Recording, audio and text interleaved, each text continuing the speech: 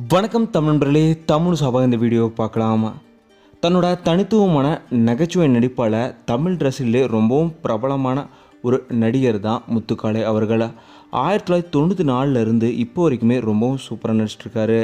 இதே போல் 3 டிகிரி படித்து தன்னோட படிப்புலேயுமே மிக தேர்ந்த ஒருத்தராக இருக்கிறாரு முத்துக்காளை அவர்கள்.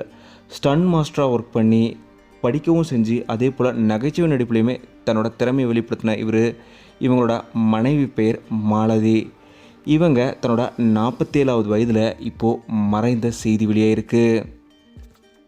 சில நாட்களுக்கு முன்னாடி தன்னோட மனைவிக்காக முத்துக்காளை அவர்கள் பல நடிகர் பிரபலங்கள்கிட்டையுமே உதவி கேட்டிருந்தார். பலருமே உதவி செய்துட்டு வந்த நிலையில் இப்போது அவரோட மனைவி மறைந்த செய்தி கேட்டு ரசிகர்கள், நடிகர்கள், பிரபலங்கள்னு எல்லோருமே இரங்கல் தெரிவிச்சிருக்காங்க. முத்துக்காளை அவரோட சொந்த ஊர் விருதுநகர் மாவட்டத்தில் இருக்க ராஜபாளையத்தில் இருக்க சங்கம்பட்டின்ற ஒரு கிராமம் தான். இப்போது இவரோட மனைவி இறுதிச் சடங்கு அங்கே தான் நடக்க போகுது.